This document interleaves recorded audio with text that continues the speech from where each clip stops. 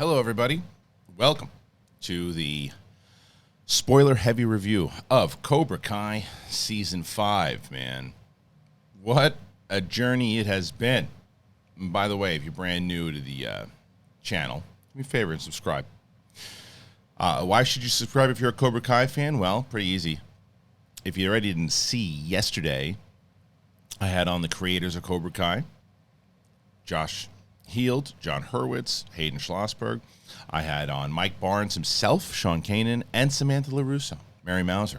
I have another big Cobra Kai interview scheduled for this week, and I don't want to jinx it yet, just in case it doesn't happen. But it's a pretty big one, so I'm excited about that. So that's why you should subscribe, because you don't want to miss that. All right, so season 5, man, I'll tell you. When I was watching the beginning of the season, and it's funny, I've talked to a few people who watched the show with me, or show like me, and had the same type of feeling, right? I enjoyed the first 2 episodes and watching where we left off, where Johnny and Robbie were on the lookout for Miguel and going to see where his dad is and all that, and the setup in Mexico and trying to figure, and a lot of moments in there that were very Cobra Kai-esque. But I found myself saying, does it feel somewhat familiar? And I asked myself this question, is it getting, repetitive, and is it getting old? And I only asked that question once, and that was it. And it was like the first 2 episodes, I was enjoying myself. But I said, is this going to be some of the same, stuff that we've seen before? And it wasn't. They realized they had to go adventure, batshit crazy, and they do.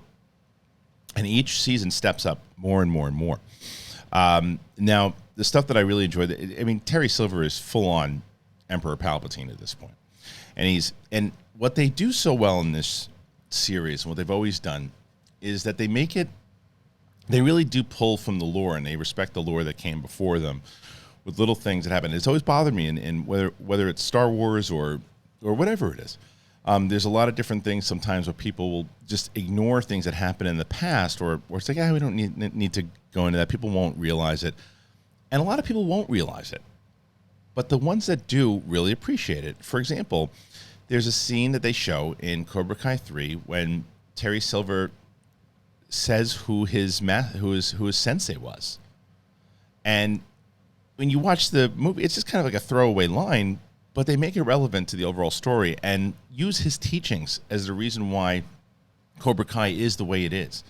It was like, okay, it makes sense, and that's why he's recruiting these people. And I had said at one point, I hope they don't do the same thing with Barnes that they've done with Kreese, and that they did with Chozen, and that they did with Johnny, and I hope they don't make him a good guy, right? So when Sean Kanan is announced, or he was announced, they show the picture of him. And I was like, okay, they're going to bring Barnes in. Bring Barnes in as a badass, right? As the bad dude. And when Daniel sees him talking on the phone, obviously you're like, okay, well, he's talking to somebody else, and he's going to come in here, and there's going to be this moment. And it was a predictable moment. But I found myself really enjoying it because of the way that Sean Kanan played it. I believed it, and I understood it.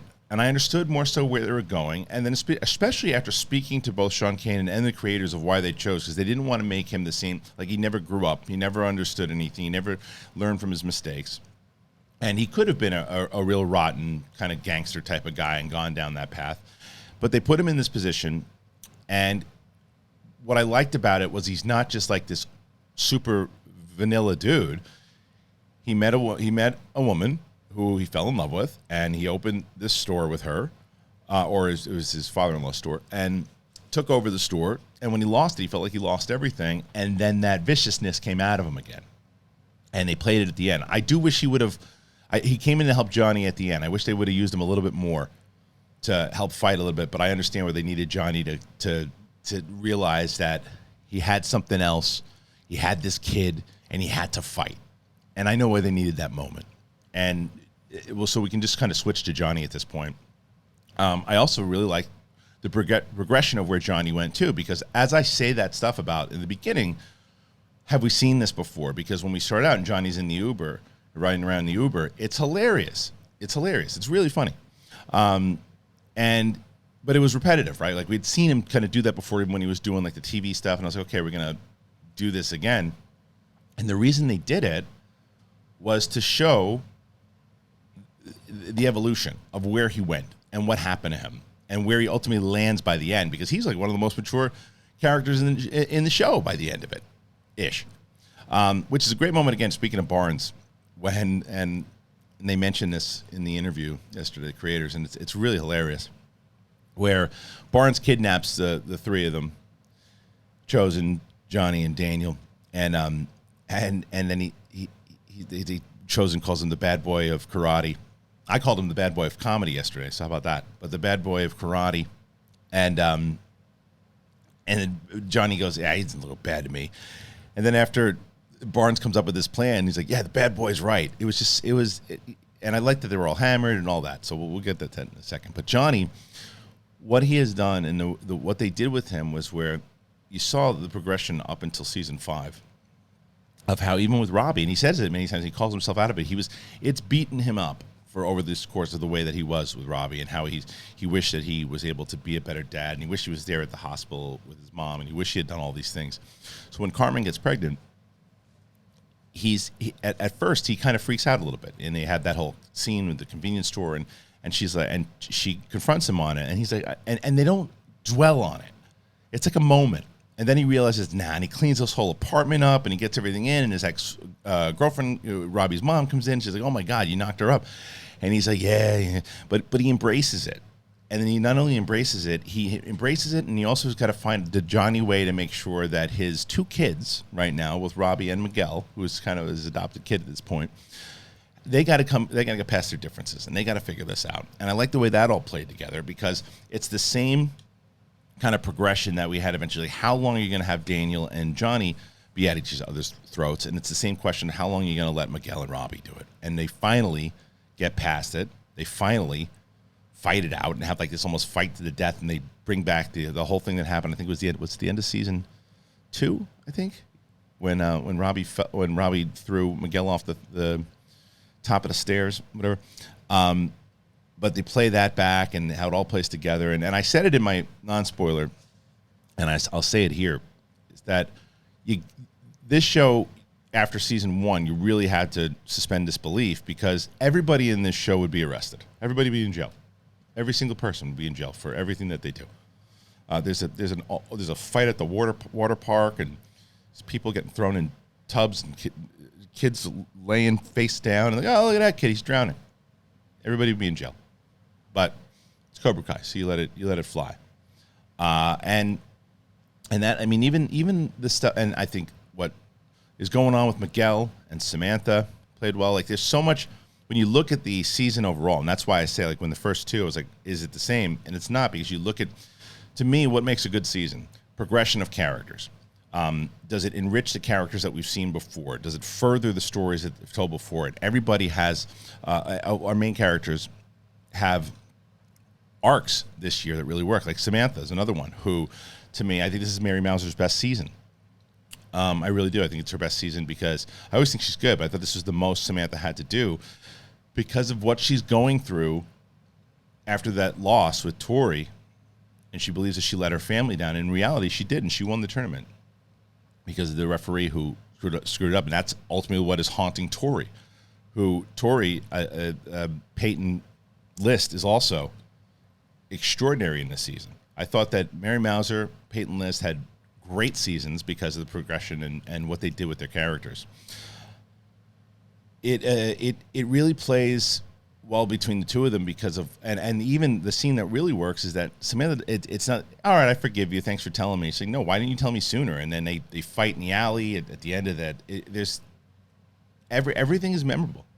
And that's the thing, is like, is it, when you watch a season, and I watched the season like a week ago, whatever it was, and then I wanted to sit on it, because what I like to say to myself is, if I can do a review and sit down and talk about it and remember it, and not have to go, wait, what happened there? What happened there? Oh, I don't remember that. Is that it? After a week? It means it's forgettable.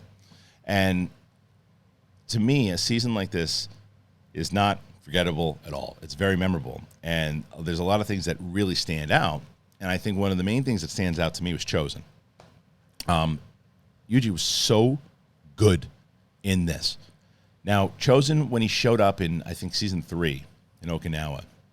Same type of thing. It's like, oh, is he getting pissed off at Daniel? He's been haunted by this. And there's some great throwback, again, to the original trilogy and they don't, I guess there's 4 movies, including the Hilary Swank, but the trilogy that Daniel LaRusso is in.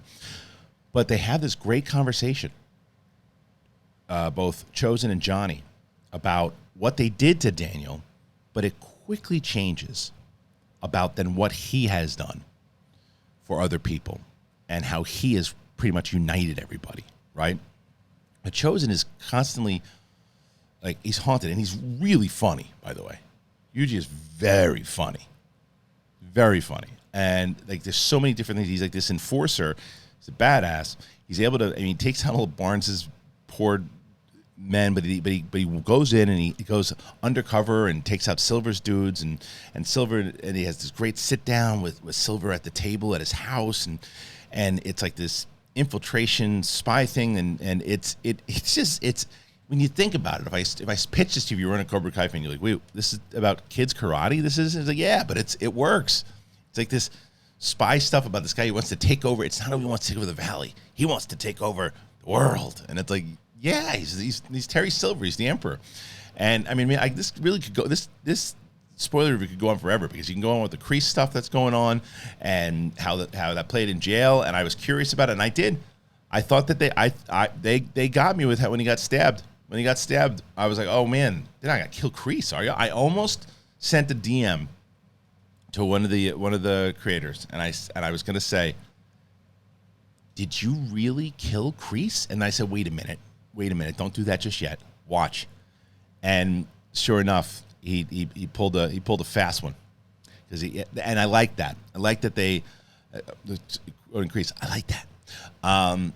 I like that they kept him Kreese. They kept it because they said, oh, maybe he's going to go back into what he was before his love of his life died. Maybe they're going to turn him back. Nah, he's too far down the dark side. He's coming back one way or another. But it was the comeuppance of Terry Silverman and Thomas Ian Griffith, who is just a powerhouse, and just really inside Daniel's head, and basically just tells him, stay out of it, man. I'm going to take over. Just stay out of it. And Daniel doesn't do it, and it's that scene. It's almost like the Rocky 3 scene. There's a lot of Rocky references in this, and there's a Rocky scene. Daniel's going in to fight him. And he gets his ass kicked in. But then ultimately, at the very end, he comes back and he's able to kick ass.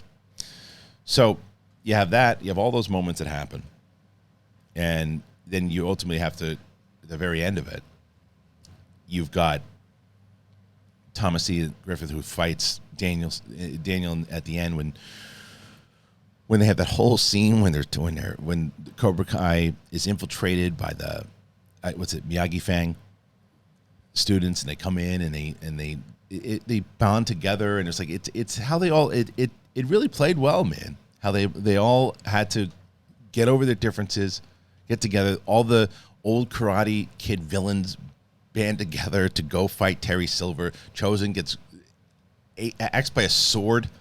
It's cuckoo, and it's great. And then Paul Walter Hauser as Stingray has a massive role to play in this, and he's his thing with the fact that he got beat up by Silver, but blamed it on Kreese, and then tells that whole thing about Dungeons and Dragons, and yet ultimately doesn't. He comes back to help Daniel, which I thought was another play. So everybody had something to do. And I thought that again, to me, the standouts were definitely Peyton, Mary Mauser, and Miguel. Miguel had to go through. I have to mention that scene. Miguel and Xolo is one of my favorite people in the world, and what he had to go through to find his dad. I wish they would have picked up on that storyline a little bit more, though. They kind of left it behind. Like, he goes in, he finds his dad, realizes his dad's not a good dude, but that's it. Maybe he comes back. It probably, I mean, they usually don't let things just kind of hang, but it seemed like this one just kind of hung a little bit. But he ultimately has to go back, and he realizes what he was wrong. He tries to patch up with Samantha. He has a really strong moment when he goes to when they break up, and he just kind of breaks down. And from what Mary Mauser said, a lot of that stuff was improvised too, where they were talking.